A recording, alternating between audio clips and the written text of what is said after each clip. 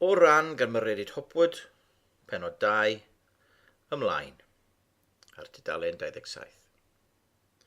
Mae'r penod hwn yn dechrau gyda print italig sy'n nodweddiadol o taith yn y meddwl a byd y dychymyg sydd gyda ni yn y nofel. Ymlaen. Ac ar y siwrne, ar hyd y llwybr, dangos i mi'r man lle gallaf ddiosg y geiriau i gyd. Nes bod un yn aros, yr un a ddysgais unwaith tua'r dechrau'r daith. Y tro cyntaf hwnnw ac y gollais mor ysgeilus wrth ddawnsio'n beryglus tua'r aber. Dawnsio ynghynt na'r gwynt, ynghynt nag amser.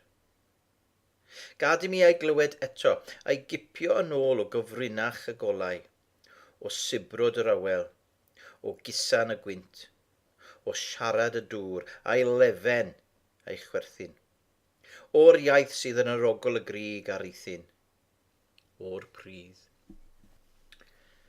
Teitl y rhan nesaf ym penodau ydy slaw. Mae slaw yn dre yn Lloegr, yn Berkshire, jyst tu allan i Llundain. Dyma Angharad ar y tren eto. Dyma ni nôl yn y presennol. Tudalen 28. Slaw.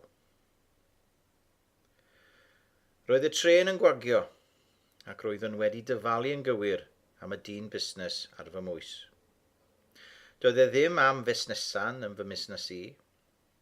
Fodd bynnag, roedd ganddo un o'r ffonau newydd gwirthiol hynny, a dechreuais feddwl fod gorfod clywed hanner sgwrs dyn dieithr yn waith rhywsut na gorfod cymryd rhan mewn sgwrs gyfan. I'm on the train, sweetie. Saib. Yes. Saib. Not tonight. Saib. Must we? Saib. Tell them we can't. Twnnel. I'm on the train, honey. Ryfedd. Oedd Mel a Melys yr un peth? A'r un oeddynt? Ladies and gentlemen, the train will shortly be arriving at Slough. Slough next stop. Hiwianodd y gard ei gyhoeddiad dros gracls ei radio. Beth dwl yw'r iaith Saesneg hefyd? Slaw, coff, ddow, through. Pa obaith? Fedrwn ni ddim am fy mywyd cofio sut i sillafu rai geiriau. Dim Saesneg na Chymraeg. Yn y dyddiau hynny, doedd neb yn ddyslecsig. Dim ond twp. A doeddwn ni ddim eisiau bod yn dwp. Just am fy mod i'n methu sillafu'n dda iawn. Ac ar y cyfan, ddaeth neb i wybod am y broblem fach hon. Heblaw, weithiau, bydda Mrs. Roberts yn dweud ei bod hi'n synnu ata i, o bawb, pam fyddwn ni yn drysu rhwng y llythrenau. Fyddwn ni ddim pam fi o bawb. O blith holl ddirgelion plentyndod, roedd sillafu'n un o'r rhai mwyaf dyrys. Sillafu a marw. Slaw, nid slyff, chwedl Rhan. Rhan. Bu Rhan farw hefyd. 12 mlynedd ar ôl mam. Roedd dad wedi adnabod Rhan. Meddyliwch.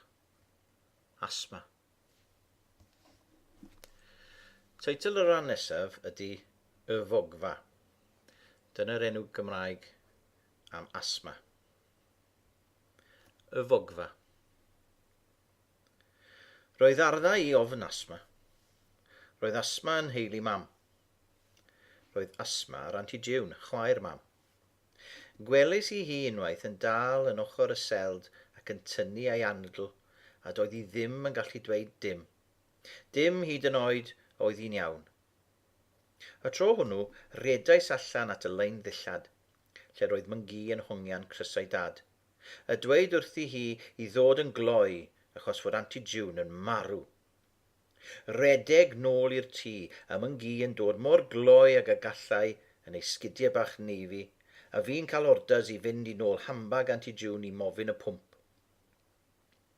Ond doeddwn i ddim yn gwybod beth oedd y pwmp, felly des i'r hambag i gyd, wedi drysu'n lan hyd at lefen.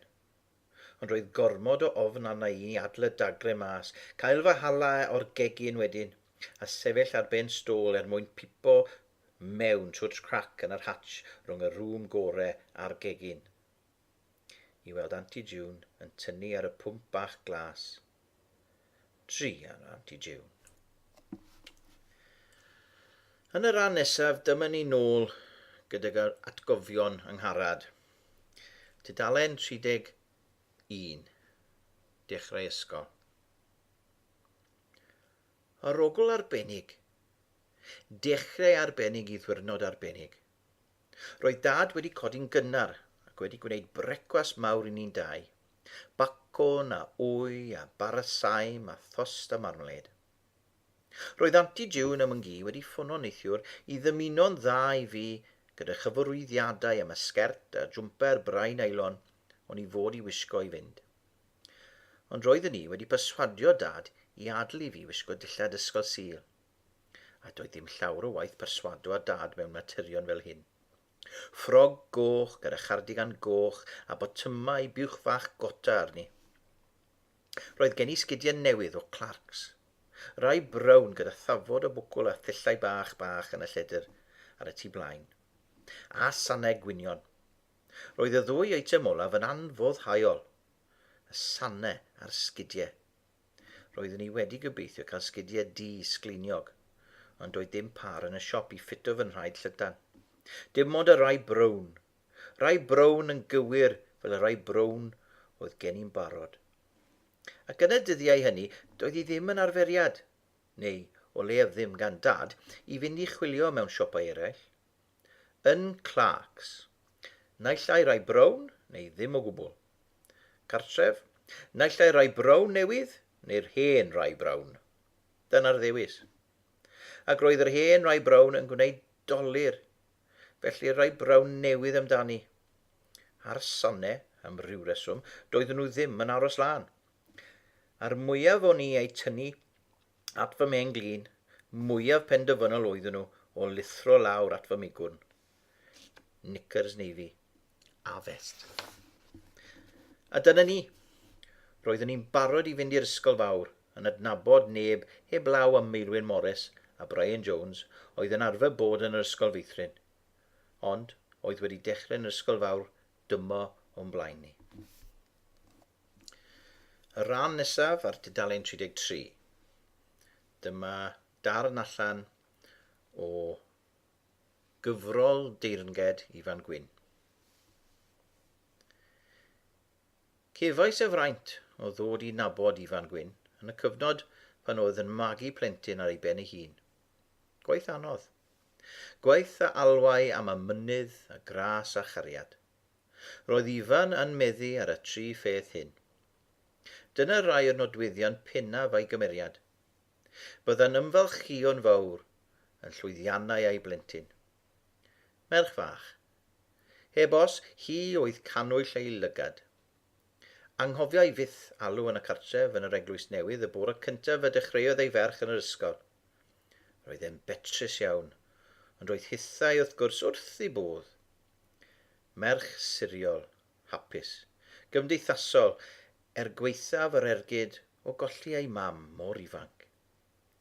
Teyrnged i ofal tyner Ifan. Tudalen 34. Yr iard. Ar y dechrau, roedd y iard yn ddirgelwch. Pan ganau'r gloch, roedd y sŵn yn codi, a phawb yn rithro mas i'r iard.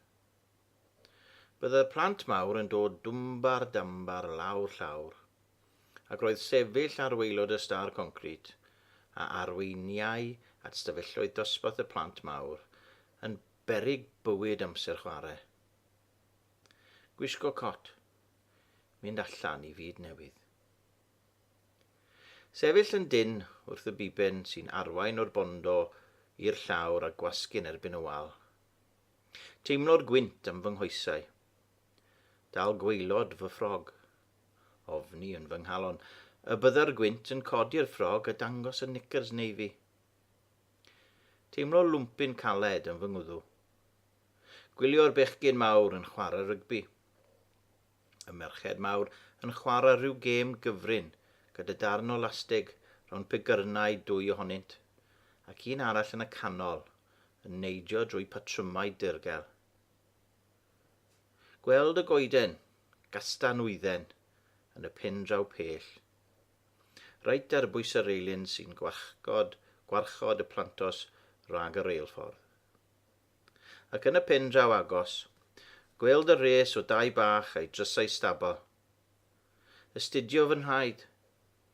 Cysau'r sgidiau brown sy'n hwyro. Astudio fy myngluniau. Plygu i bigo crachen y cwt diweddaraf. Dyheu am i'r un sanau aros lan.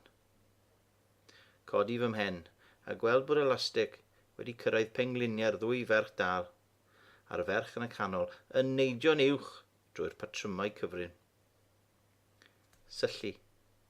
Gwylio Miss James yn dal yn dyn yn ei myg o goffi, ei chardigan yn gorffwys dros ei sgwyddau, a chylch o ferched llai yn ffysu gyd o'i chwmpas. Clwch arall yn canu. Plant yr ysgol gyferbyn yn llifo allan drwy'r drysau glas. Plant ein ysgol ni yn rhedeg at y wal a wahanau'r 2 iad. Rhai yn gweiddi, English. Yr Inglis yn gweiddi, Welshies, nôl. Miss James yn chwythu chwiban. Y Welshies yn gadael yr Inglis i fod. Clwch yn canu. Pawb yn diflannu. Aros. A redig ar draws yr iad i guddio tu ôl i'r goeden a gwylio'r trenau'n mynd a dod a chlywed yr Inglis yn y pellter a'i chwerthin yn swno fel crio gwylanod ar y gwynt. Tudalen 36. Stŵr. Roedd Miss James yn grac. Roedd hi'n grac iawn. Mor grac nes y bu rhaid iddi fynd i siarad gyda Miss Edwards i weld beth fyddai'n digwydd i fi. Roedd Miss James wedi gyfidio'n ofnadw amdano ei. Roeddwn ni wedi achosi poen meddwl i Miss James. Roeddwn ni'n ferch hunanol iawn. Doeddwn ni ddim wedi dod nôl i'r dosbarth rhywun pryd a phawb arall. Roeddwn ni'n ferch ddrwg. Mor ddrwg nes bod pawb yn y dosbarth yn edrych arna i. Mor ddrwg nes bod rhaid i fi sefyll o flaen pawb yn y dosbarth am hen ni lawr tra bod Miss James yn mynd i siarad gyda Miss Edwards. Gallwn weld byddynoedd o sgidiau o dan y desgiau ar y llawr pren. Sgidiau brown fel fy sgidiau i gan fwyaf. Ac yn ei plith un par o sgidiau coch sgleiniog. Ac yn arwain o'r sgidiau coch sgleiniog, yr holl ffordd at ganol penglin neu perchynog, roedd par o sanau gwynion. Doeddwn ni ddim wedi dysgu enw neb yn y dosbarth eto, heb law am un enw, Sian Evans. Sgidiau a sanau Sian Evans oedd yr ein. Ond roeddwn ni wedi bod yn ddrwg. Mor ddrwg nes bod Sian Evans wedi rhoi ei llaw o flaen ei cheg a nawr roedd hi'n sibrwd yn cluster ferch drws nesa ti. Ac bod ei ffen yn wynebu'r ferch drws nesa, roedd ei llygad mawr glas yn syllu arna i yn llawn cywilydd. Dyna pam mor ddrwg oeddwn ni. Rhy ddrwg i fentro plygu i geisio codi fy sanau am canfed tro. Mor ddrwg nes bod yn rhaid i Miss James fynd adre heno i benderfynu beth fydda'r peth gorau i wneud. Roeddwn ni, ar y llaw arall, eisoes wedi penderfynu beth fydda'r peth gorau i wneud. Dudalen 38. Bola tost. Am yr ail fore yn olynol, gallwn glywed yr orogl cig moch o'r stafell wely. Clywed dad yn estyn llestri, agor y chair oergell. Clywed y radio. Clywed dad yn galw 3 nodyn cyfarwydd. Angharad! Gorweddwn fel corff o lonydd. Dim symud. Dim na throed, na bawd, na bus. Roedd yn un glaf. Angharad! Dim smic nawr. Angharad! Dim siw na miw. Angharad! Dere gloi, mae brecwast yn barod. Doedden ni ddim eisiau gweiddi nôl. Roedden ni eisiau I dad ddod yr holl ffordd lan lofft ac I'm stafell. Roedd rhaid iddo weld ei lygad a'i hunan pa mor dost o'n ni. Rhy dost I ateb ei alwad. Rhy dost I godi. Rhy dost o lawer I fynd i'r ysgol. O'r diwedd, sŵn troed ar ystyllen ar dop y landyn. Angharad? Medda'r llais tynuraf wrth i'r dwylo mawr agor y drws lled y pen. Be sy'n bod? Bol y tost. Gad I fi weld. A dyma un llaw fawr yn dal yn fy nhalcen a'r llall yn gwasgu mola fan hyn a fan draw. A fynnau'n dal fan adl gan astudio I wyneb I weld beth fydda'r diagnosis. A jyst rhag ofon nad oedd y bol y tost yn ddigon tost. Dyma ychwanegu'n gloi. A mae bus tost y fi fyd. Dost. O, diar. Saib. Dim ysgol I ti te. Mor hawdd â hynny. Pryn y gallwn ni cuddio fy llawenydd. Roedden ni am neidio allan o'r gwely a chyfleidio dad, ond fentrwn ni ddim. Roedden ni'n dost, yn dost iawn, a dyw pobl dost ddim yn neidio o gwmpas. Clywed dad yn ffonio'r ysgol, ond fedrwn ni ddim gwneud na phen na chwt o'i sgwrs gweitha'r clustfeinio astyd. Ac ar ôl aros yn llonydd am gyfnod a deimla'n ddigon hir, dyma fentro codi. Hwrei! Roedd y cynllun wedi gweithio. Doeddwn ni ddim eisiau bod yn ferch ddrwg, a doeddwn ni ddim eisiau mynd i'r ysgol. Roedd hi'n well gen I aros adre a chwarae ysgol. A dyma osod y teddys a'r doliau yn dwt ar y gwely a dechrau ar y gwersi. Twt, meddwn, gan bwyntio at glynus y ddoli hyll gyda'r gwallt gwlan. Hen ferch fach ddrwg wyt ti, drwg. Mor rwg nes y bydd rhaid I fi aros tan bore fori I weld beth fydd dy gosti. Rwyt ti wedi gwneud dolir mawr I fi. Hala poen meddwl arna I, hen ferch ddrwg. Ac wrth fy mod i'n hebrwng glynus allan o'r stafell, yn awdurdod I gyd, i'w roi yn alltudiaeth a'i chywilydd ar y landyn. Beth welais I ti allan ond par o sgidiau brown mowr. Dad. Tudalen 40, cydwybod.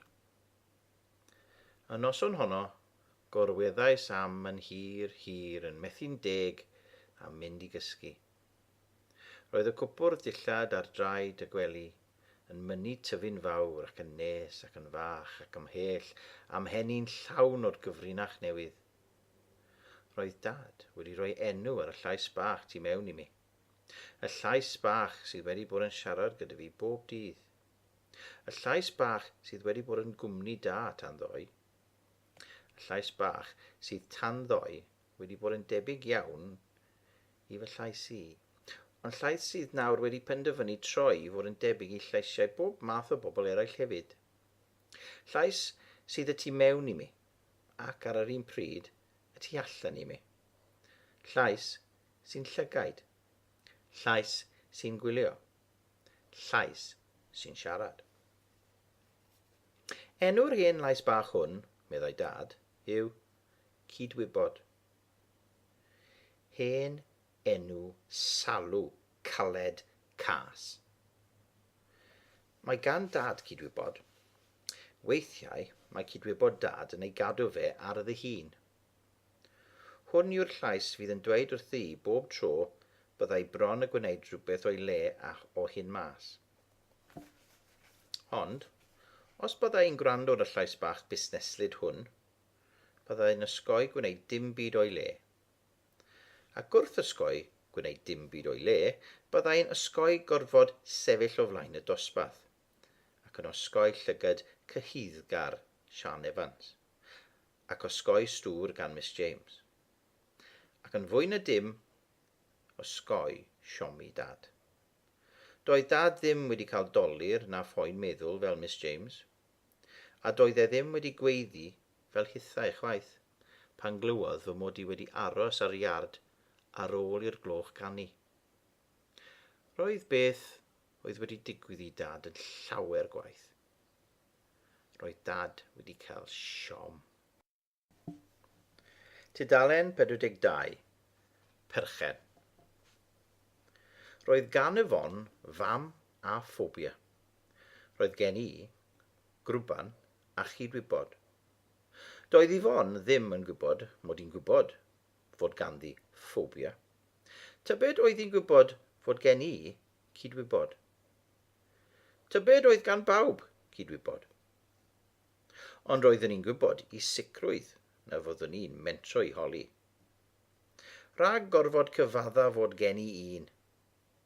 Roeddwn i wedi penderfynu cadw'r gydwybod hon yn gyfrinach, a cheisio stwffio hi a'i lleisiau i gyd i'r un man a marw mam.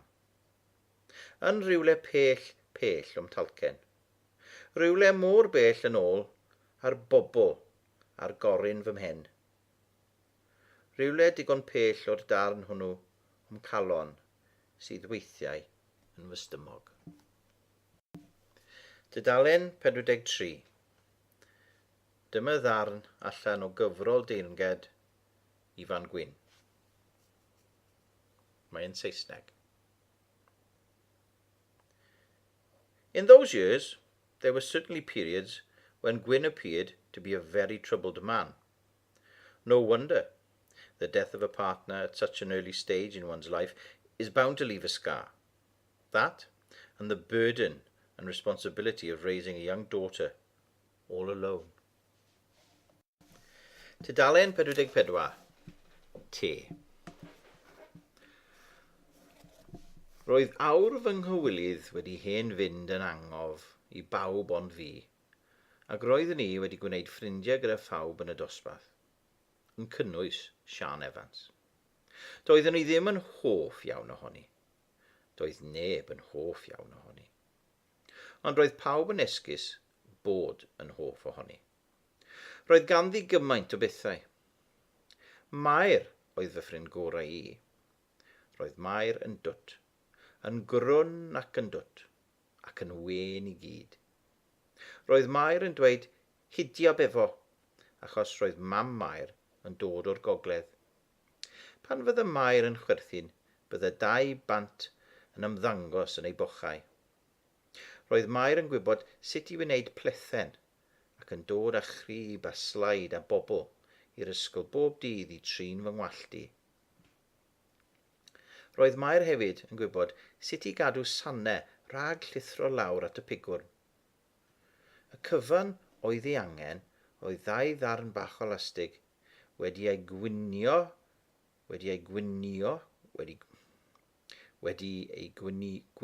yn gylch a chuddio'r rhain o dan darn top y hosan.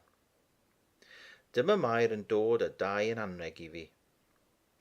Mae'n wir ei bod nhw'n gwneud dolir ac yn gadael ôl goch ar fy nghoesau, ond roedden nhw'n werth bob aberth.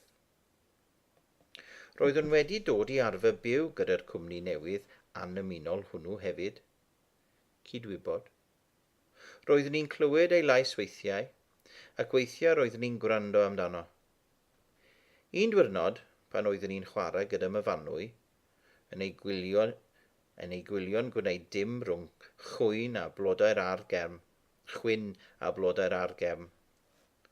Roddais y llais ar brawf. Beth alla i wneud sy'n ddrwg? Beth am fynd draw at ymyl y pwll tywod lle mae Carwyn James, y pysgodyn aur, wedi ei gladdu, a chrafu'r pridd i weld a yw e'n dal yna. Ac wedyn, dyma sylweddoli nad un cyngor sy'n gan cydwybod, ond 2 neu 3, ac i bob cyngor fod llais gwahanol, a phob llais yn dweud rhywbeth gwahanol. Mae rhaid i cydwybod cael deialog. Cynghorau ambell lais, cer ymlaen, ac ambell un arall, paid. A dyma sylweddoli ymhellach nad fy llais i oedd yr un ohonynt, nid yn hollol. Yn fy llais i siaradodd y syniad o fynd i grafu'r pridd yn y lle cyntaf, ond nid fy llais i oedd yn fy atal ac yn fy annog. Cafodd Carwyn James orwedd yn llonydd. Doeddwn i ddim eisiau clywed lleisiau pobl eraill yn fy mhen. Ces i wahoddiad gan Mae'r i ddod i de, ac un diwrnod, ar ôl ysgol, ges i fynd adref yng nghar mam Mae'r a chwarae yn hi Mae'r nes i dad ddod i'n casglu. Roedd Mae'r yn byw yn Rwbeina. Roedd Rwbeina yn bell, ac yn Rwbeina roedd resi a resi o 2, a phob tŷ yn edrych yr union yr un peth. Rhywsut neu gilydd, roedd mam Mae'r yn gwybod pa dŷ oedd eu cartref nhw, a throdd y car bach i mewn i'r dreif. Roedd tŷ Mae'r yn rhyfeddod. Roedd mor daclus. Carped hufen ym mhob man, a heblaw am y gegin, lle roedd carped glas ar y llawr, a llond bwrdd o ddanteithion yn disgwyl amdano ni. Cyn mynd at y bwrdd, roedd rhaid golchi dwylo. Roeddwn ni wedi gwylio Mae'r yn golchi ei dwylo yn yr ysgol ar ôl gwersi peintio, a heddiw eto, sylwais yn ofalus arni yn cyflawni'r gorchwyl. Roedd hi a fi'n golchi dwylo'n debyg. Roeddwn ni'n fach nad oedd gan Mae'r ffobia. Roeddwn ni'n gobeithio na chawn ni byth ffobia. Ac at y bwyd. Brechdanau cres a brechdanau jam, a chacennau bach gyda bisgïen ar y gwaelod a fflwff gwyn yn y canol a heinen o siocled dros y cyfan. Marshmallows. A'r enw môr feddwl ar peth ei hunan. Ac o'r botel Alpine Pop yng nghanol y bwrdd, ges i lond gwydred plastig llwga o sydd melys pefriog, a hwnnw'n mynnu anfon ei swigod i fyny'n rhwyn, nes mod i'n ddagrau ac yn chwerthin i gyd. Ar ôl te, dyma gael mynd i stafell wely Mae'r. Roedd hon yn binc ac yn baradwys. Roedd ganddi 2 Cindy a phob math o offer iddo drefnu bywyd gwneud y ddolig denau. Car, tŷ bach, wardrob, ceffyl, dillad ar hangeri, crib bach, a stafell molchi gyda sychwr gwallt, a sgidiau.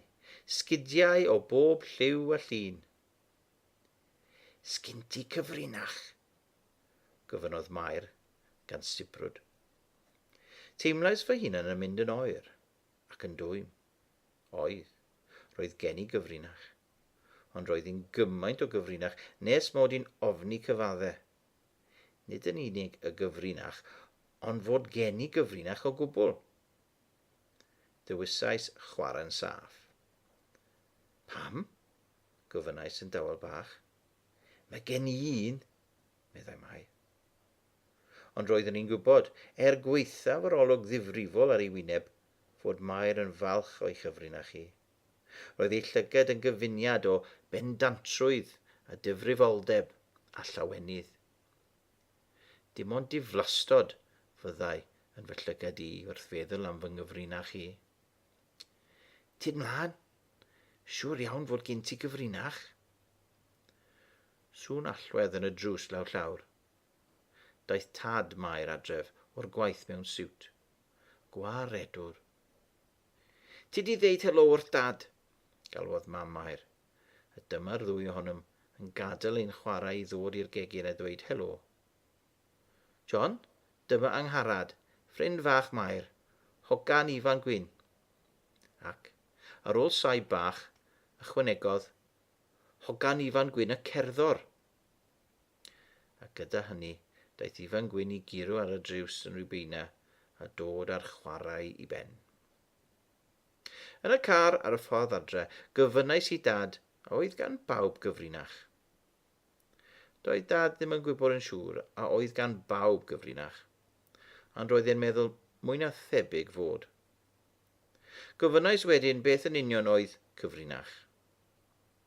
Dwedodd mae rhywbeth nad oeddech chi eisiau i bobl eraill ei wybod oedd cyfrinach. Roeddwn i'n meddwl mai dyna beth oedd cyfrinach, ac yna dwedodd dad mai rhyw wirionedd oedd cyfrinach. Beth yw gwirionedd? Holais i wedyn. Rhywbeth gwir, atebodd. Dweud y gwir sy'n dda bob amser. Sybridodd llais Mrs Lloyd, ysgol sil, o di mewn fy mhen ac yn fy nghlist. Mae'r gwir yn beth da, ond yw e? Gofynnais. Ydy, atebodd. Ydy cyfrinach yn beth da? Mae'n dibynnu. Doeddwn i ddim yn deall yn hollol. Roedd dad wedi dweud mai cyfrinach oedd y gwir. Ond, so chi fod i weid cyfrinach? Ydych chi dad?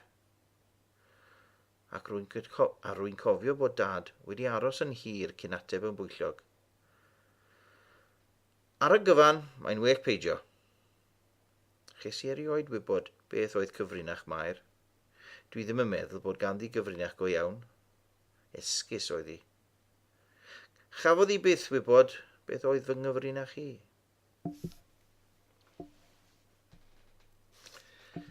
Tudalen 49. Darn byr iawn sydd gyda ni fan hyn, yn Saesneg eto, allan o gyfrol deyrnged Ifan Gwyn. Tudalen 49. Absent-minded? Why, yes, I suppose he was. But kind. Such kind eyes. Tudalen 50. Te parti. Roedd mynd i de yn wahanol i fynd i barti. Roedd mynd i de yn wahoddiad personol rhwng dwy gyfeilles. Mater o raid a mater o felchder oedd cael a derbyn gwahoddiad i barti. Roedd bron pawb yn y dosbarth yn cael gwahoddiad i parti bron pawb arall yn y dosbarth. Roeddwn i'n hoffi mynd i de at Mae'r. Roeddwn i'n gysau mynd i barti. Roeddwn wedi bod i ambell un erbyn hyn, a phob un wedi bod yn brofiad diflas. Roeddwn i'n cysau chwarae musical chairs, ac yn fwriadol yn colli'r gadair yn y rown gyntaf, fel fy mod i'n cael eistedd allan ar y llawr a gwylio'r lleill am gweddill y gêm. Roeddwn i'n cysau chwarae pass the parcel, ac yn taflu'r pecyn mor gloi ag y gallwn, mwyn osgoi gorfod tynnu'r papur o flaen pawb. Roeddwn i'n cysau pin the tail on the donkey yn fwy na dim, herwydd roi gen i ofn yn ysgarff, ofn methu gweld, ac ofn ei arogl. Mwg, tobaco, sent, tamprwydd. Roedd hi hefyd yn cysau fy ffrog. Yn y dyddiau hynny, un ffrog barti oedd gan bawb heblaw am Sian Evans. Roedd myngi wedi cael gafel mewn ffrog barti fi, a rhywsut doedd hi ddim yn iawn. Doeddwn i ddim yn gwybod pam yn union, jyst yn gwybod ei bod hi'n wrong. Roedd y llewis ar siap 2 fylwn dros fy sgwyddau, ac roedd y riban rownd fy nghanol yn y lle wrong. Roedd riban ffrog pawb arall yn nes lan. Roeddech chi hefyd yn gallu gweld fy vest dros top y ffrog yn y dar ymlaen. Yn waeth na dim i guddio'r ffaith fod y ffrog yn hen a fy mod i'n dalach na'i perchenog blaenorol. Roedd myngi wedi tynnu'r hem ac wedi gwynio bias binding igam-ogam dros y llinell wen, lle roedd yr hem yn arfer bod. Roedd mam Doris Rhys wedi gwneud yr un tric, a doedd Doris Rhys ddim yn cael gwahoddiad i barti pawb. Roedd rhywbeth o'i le ar y sgidiau brawn hefyd. Dyma ddarn arall yn Saesneg o gyfrol Teyrnged Ifan Gwyn. Tudalen 52. Capricious, perhaps, not exactly gregarious. Sometimes quite a private man, sometimes quite open. Sometimes he used to attend social gatherings with an air of reluctance. Sometimes as the life and soul of the party. Tudalen 53. 7 mlwydd oed. Roedd myngi wedi penderfynu. Hi ac Aunty June. Roedd dim dewis yn y mater. Roedd rhaid i mi gael parti pen blwydd. Bydd rhaid iddi Ifan. Pam? Clywais dad yn holi'n dwb. Wel, chafodd hi ddim parti pedair, na parti 5, na 6, a wir i ti Ifan bach, fe fydd hi'n dechrau cael ei gadael mas o bethau, os na cheiffi parti lenni to. Ond dwi ddim moyn parti June. Wel, Ifan, dy jobyn di yw ei pherswadio hi i bod hi. Gada cwbl arall i ni. Drwy'r crac yn yr hatch rhwng y gegin a'r rŵm gorau, gallwn glywed y sgwrs. Drian ohono fi. Roedd Aunty June yn medru bod mor penderfynol. Drian o dad. Mai dim ond am linell y ddrama a welwn drwy'r crac, roeddwn ni'n gallu weld yr un peth yn hollol glir. Nid oedd gan dad na fi fawr o ddewis. A ty beth, pe bawn ni'n hollol onest, roeddwn ni'n rhyw hanner eisiau parti. Hanner eisiau, a hanner ddim. Hanner o blaid oherwydd roedd rhai yn wir wedi dechrau sôn a holi a sibrwd a dweud ei bod hi'n od, nad oeddwn ni wedi cael parti erioed. A hanner yn erbyn oherwydd doeddwn ni ddim yn meddwl fod myngi ac Aunty June, ac yn sicr ddim dad, yn gwybod yn iawn beth oedd ei angen mewn parti. Ond mi aeth hi'n weddol. Roedd digon o fwyd, dim pwyd parti go iawn wrth gwrs, ham cartref a bara brith a thomatos gan fwyaf, ac un daten fawr fel dreinog wedi ei lapio mewn papur arian gyda chaws a sausage a'r bigau bach. Dim sôn am y bisgedi cilch gyda reisyn lliw a'r twll yn y canol, na rai bitw bach gyda reisyn yn belen fach ar y top. Dim marshmallows meddal, ond roedd balloons ym mhob man, ac fe gafwyd 2 chafbwynt. Y cyntaf oedd yr helfa drysor o gwmpas y tŷ a'r ardd yn arwain at myfanwy, a oedd, drwy ryw ryfeddod yn gwisgo rhys saith wedi ei beintio ar ei chragen sgleiniog. Fi oedd yr unig un yn y dosbarth oedd yn fam i grwpan. Roedd hyn yn gwneud fi'n sbesial, am fod pawb eisiau grwpan. Nes i Sian Evans gweld gwddw a choesym y fanwy a dechrau llefen, a hala pawb arall i lefen a dweud ei bod nhw'n eisiau mynd adre. Yr ail oedd gêm Mr Blythe. Yn un pen yn y stafell fyw, roedd dad ar ei bedwar yn gwisgo sgarff am ei lygad. Yn y pen arall, roedd yn un merched i gyd, hefyd yr ein pedwar, yn esgus bod yn wyn. Ar ôl gofyn, faint o'r gloch, Mr Blythe? Roedd rhaid disgwyl am ateb a chripian ymlaen gyda'r nod o gyrraedd pen draw'r stafell heb gael eich bwyta gan dad, neu, yn hytrach, gan Mr Blythe. Roedd pawb yn gwbl ddiogel, tan y byddai Mr Blythe yn ateb, amser cinio! Dyna'r geiriau a fydda'n arwydd i Mr Blythe rio ar hyd y stafell gan symud ei pawennau blaen i'r dde ac i'r chwith yn y gobaith o ddal ei ginio. Roedd y carped neilon brown yn llosgi bob cwt ar bob penglin, ond yn y dolwr hwn, y sgrichian a'r gweiddi ar ofn, roedd y pleser. Ac erbyn meddwl, doedd y Blythe arbennig hwn byth yn dal neb. Trian o dad. Aeth pawb adref, roedd Aunty June a myngi wedi deall bod angen roi anreg yr un i bawb. Roedden ni wedi gobeithio roi pensiliau lliw a phad o bapur fel y gwnaeth Mae'r ar ddiwedd ei pharti hi. Ond roedd gan myngi syniad gwell. Paced yr un i bawb o'r creision newydd Salt and Shake. lle roedd rhaid i chi bysgota rhwng y crisps, am yr ymlaen fach las, a thaflu'r halen oedd ynddi dros eich tato. Yn lle prynu pecyn gyda'r halen ar y tato yn barod. Roedd hwn yn rhyw fath o treat. Es i'r gwely noson honno, yn teimlo'n ryddhad. Gallai fod wedi bod yn llawer gwaith. Gallai hefyd fod wedi bod yn well. Tudalen 56. Darn allan o gyfrol deyrnged Ifan Gwyn.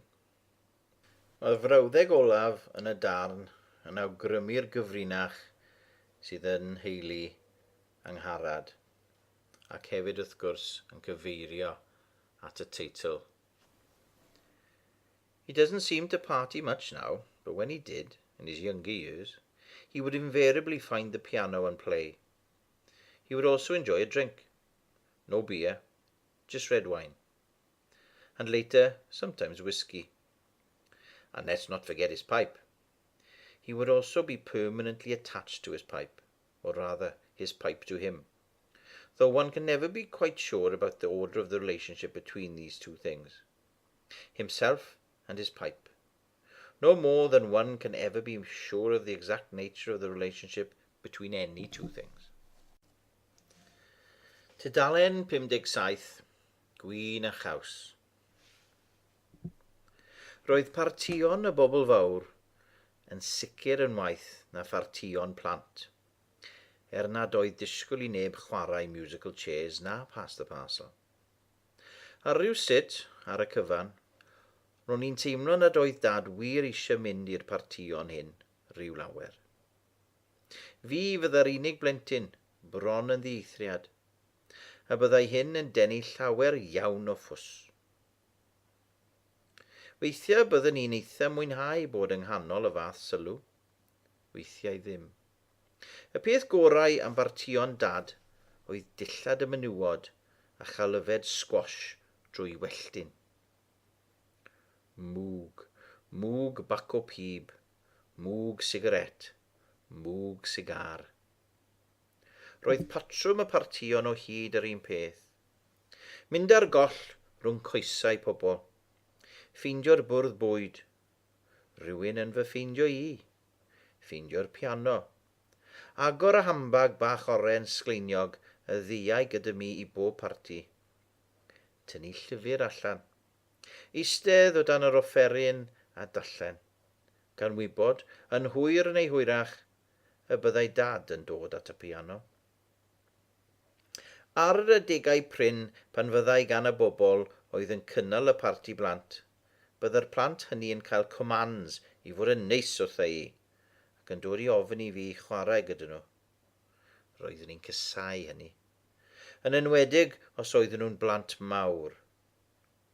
Y tro gweithaf oedd mewn tŷ mawr yn y fro, tŷ llawn Saesneg a phlant mawr. Take Angharad out, darling, medda'r fam wrth ferch o'r enw Janie. I'm sure she'd love to explore the playroom. Edrychais yn ymbilgar ar dad. Roedd y geiriau, darling, explore a playroom, wedi codi ofn arna I. Bant y ti nawr, fydda I fan hyn os ti moyn fi.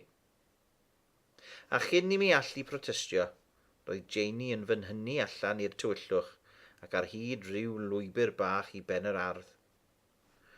Roedd griw o blant wedi ymgasglu yno'n barod. Plant mawr. What's your name?